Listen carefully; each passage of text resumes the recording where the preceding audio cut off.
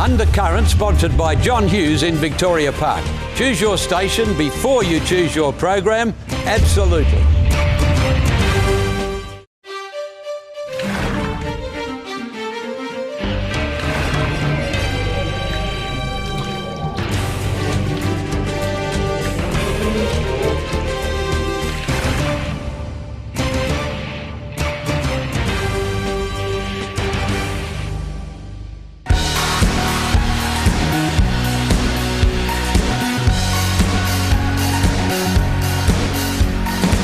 Hello and welcome to Undercurrent. I'm Christy Molliker. Well, tonight finds me wandering about and being very arty indeed here in Perth's Cultural Precinct. It is, of course, the link between Perth and Northbridge, and more throughout the episode on the sights and sounds of this wonderful area. Well, last week I was invited to a very special event, the WA Education Awards. Take a look.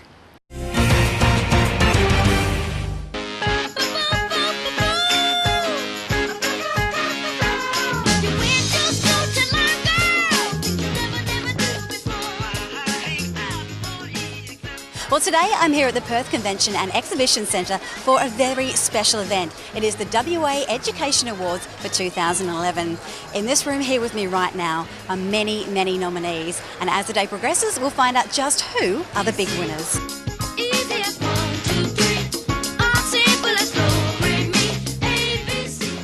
Well, I'm here with Scott Sullivan, who's one of the winners of the WA Beginning Teacher of the Year Awards. Here at the WA Education Awards, Scott, what's the best thing about being a teacher? The best thing about being a teacher is being able to inspire future generations that I'm able to actually lead and enable them to find themselves within a school context. And, you know, it's not all about the academics, it's about finding themselves personally. And if they're good at sport, then being able to facilitate them to be able to go on that path and encourage them to be the best that they can be in their certain areas. What are some of the most challenging and rewarding parts of your job as a teacher? There's some challenges, I guess. It's very hard work sometimes, but at the end of the day, coming into your classroom and seeing your children smile when they see you is just so rewarding.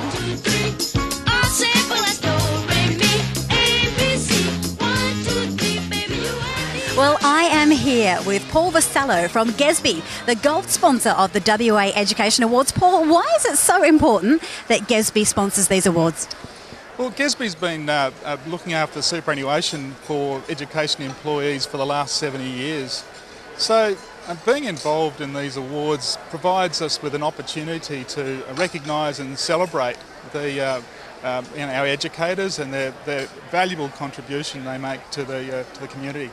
Now, from what you have seen here this morning, do you think that WA public education is in safe hands? Oh, very much so. I think the community can have a real sense of comfort knowing that we have such people involved in the education sector that are looking after the next generation of West Australia.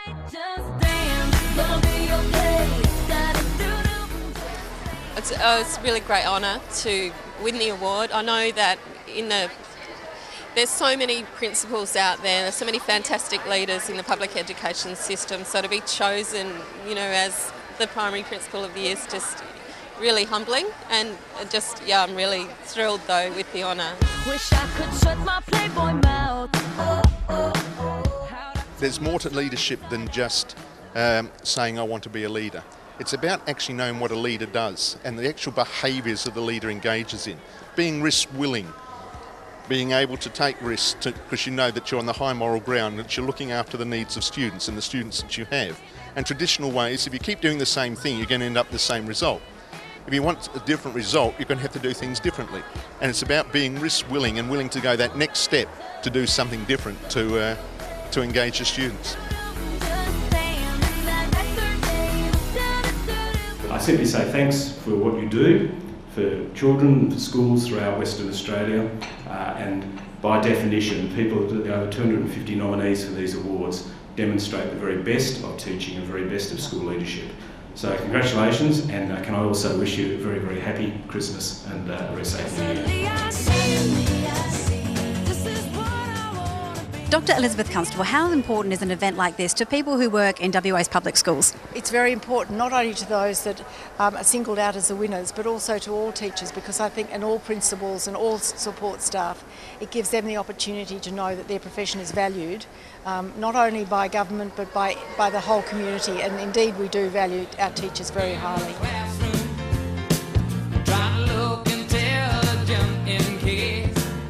Well, as you can see, the WA Education Awards for 2011 have been a huge success, with over $200,000 in prize money given away and some certainly very worthy winners. I think it's obvious that the real winners here are the students of Western Australia.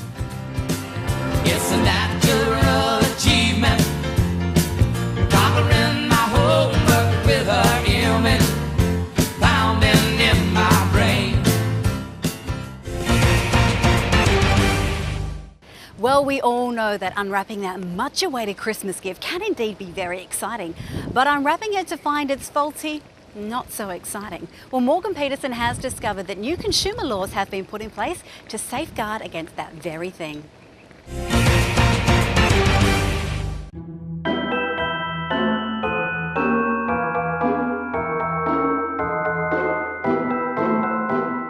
The festive period is the busiest time for retailers across Western Australia. It is also the most stressful time for consumers, hoping that they buy the right gift that is safe and doesn't disappoint. As Christmas approaches, we're obviously out buying lots of toys for some of the kids around our families. And it is important that we select gifts carefully.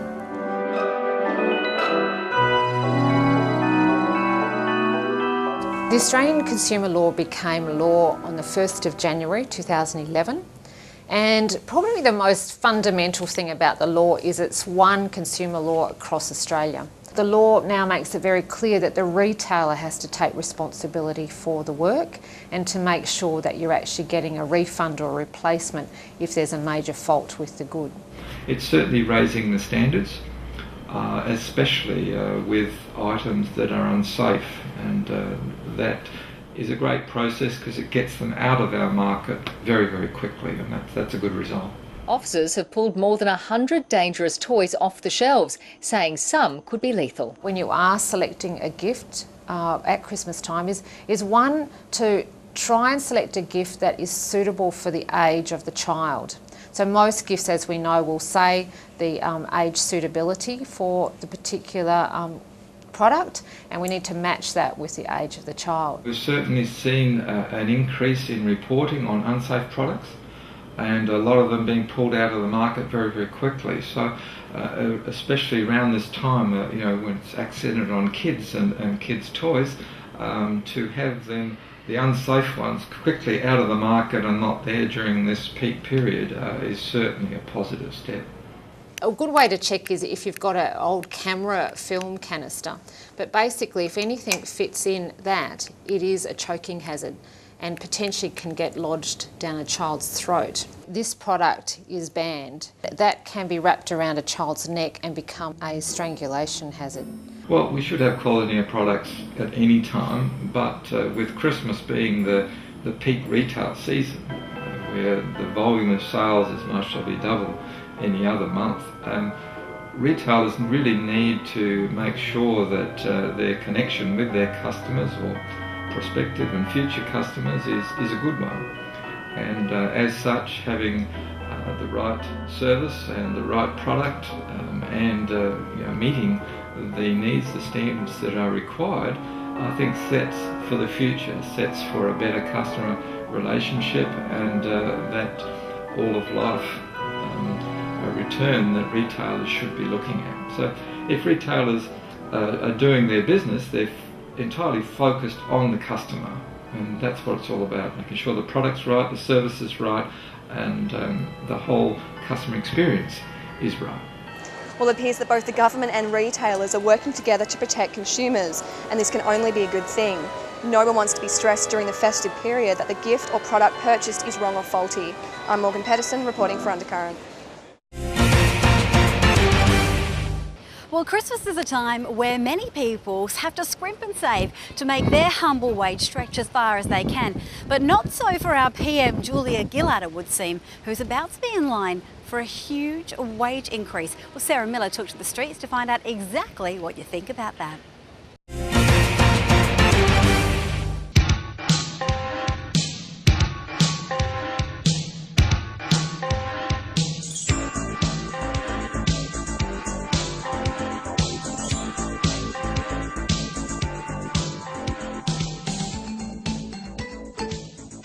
Do you think it's fair that Julia Gillard received a $90,000 pay rise?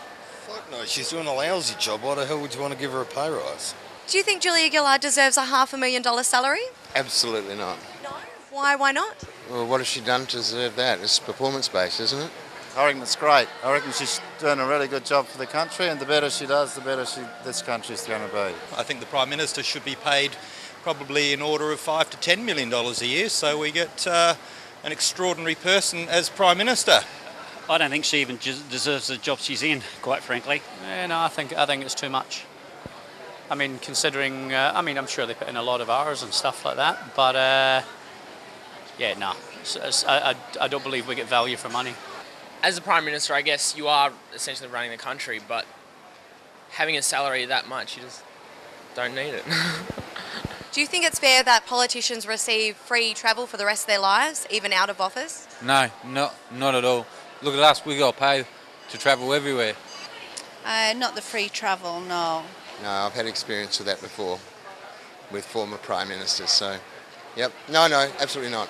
I think that trough is fairly deep, and I think they need to make that a little bit more shallow. They should give it to people like us who need the money, who need, living on a pension and being a young person who can only work a certain amount of hours, and what you get, you can't survive. And how come they get $90,000 pay rise when we're only on $5 something a fortnight to survive on $500 a fortnight, and then you're only allowed to earn an extra $100 or something a fortnight on top of that at work? How are we supposed to survive and live for everyday expenses? Do you think it's fair that politicians receive free travel and even a pension once they're out of office for the rest of their lives?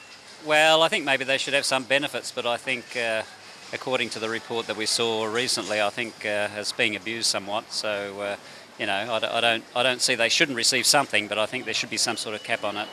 And it's not just Julia Gillard either, it's all the other politicians as well. It's unfair to pick on her. Certainly those that have served a certain number of years, possibly at least 3 terms, should have additional benefits, but those that have perhaps flown in, sat on the backbenches, fallen asleep, done really nothing, so they need to review that, absolutely, yeah, absolutely. It's a competitive world. Everything counts in large amounts.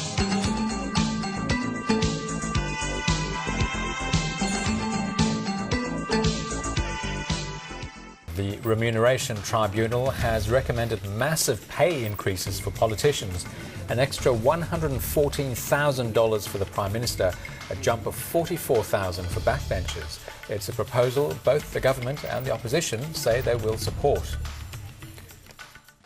Unsurprisingly, there was an overwhelming negative response to Julia Gillard's recent pay rise. So do you think she deserves this much?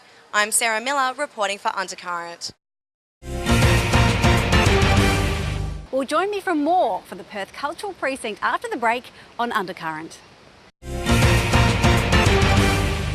Undercurrent, sponsored by John Hughes in Victoria Park. Choose your station before you choose your program. Absolutely.